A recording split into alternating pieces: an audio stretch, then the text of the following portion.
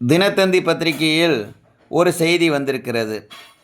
கோவை மாநகர police commissioner அலுவலகத்தில் ஒருங்கிணைத்த கட்டுப்பாடு மையம் கட்டும் பணி நடைபெற்று வருவதை படத்தில் காணலாம்.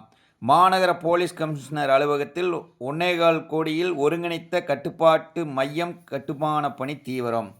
எதற்காக இதை கட்டுகிறார்கள் என்றால், இதற்கு புதிய ஒருங்கிணைத்த கட்டுப்பாட்டு மையம் கட்டும் பணி தீவிரமாக நடைபெற்று வருகிறது. இந்த பணி நிறைவடைந்தால் அனைத்து கண்காணிப்பு கேமராக்களும் இந்த மையத்துடன் இணைக்க முடியும்.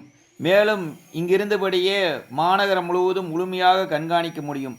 இதனால் எங்காவது குற்ற சம்பவங்கள் நடந்தால் குற்றவாளிகளை அடையாளம் காணலாம். நன்றாக கேட்டுக்கொள்ளுங்கள் மக்களே. இதனால் எங்காவது குற்ற சம்பவங்கள் நடந்தால் குற்றவாளிகளை அடையாளம் காணலாம். போலீசார் அந்த பகுதிக்கு சென்று அலைய தேவையில்லை. கமிஷனர் அலுவலகத்தில் உள்ள கட்டுப்பாட்டு அறைக்கு வந்து ஆய்வு செய்து கொள்ளலாம். இப்படி என்று 1.5 கோடி ரூபாயில் கட்டுப்பாட்டு அறையை கட்டுகிறார்கள். எதற்கென்றால் கேமரா மூலமாக குற்றங்களை தடுக்கலாம், குற்றவாளிகளை பிடித்து விடலாம் என்று.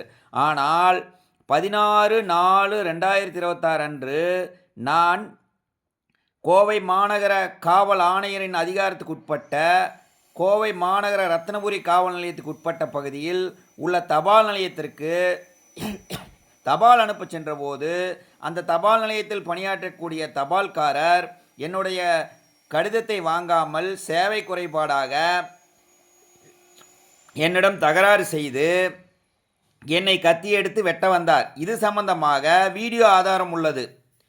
அந்த வீடியோ ஒரிஜினல் வீடியோ என்பதற்கான சர்டிஃபிகேட்டையும் இணைத்துதான் நான் கோவை மாநகர காவல் ஆணையர் அவர்களுக்கும் ரத்னபுரி காவல் ஆய்வாளர் அப்போதைய ஆய்வாளர் இளங்கோவன் அவர்களிடம் கொடுத்தேன். ஆனால் இதுவரை வீடியோ ஆதாரம் இருந்தும் என்னை கத்தி எடுத்து வந்த தபால்காரன் மீது நடவடிக்கை எடுக்காமல் என் மீது பொய் வழக்கு போட்டு என்னை சிறையில் அடைத்து கொடுமைப்படுத்துகிறார்கள் என்றால் இவர்கள் எவ்வளோ மனித உரிமை மீறலாக செயல்படுகிறார்கள் என்று பொதுமக்களே தெரிந்து கொள்ளுங்கள்.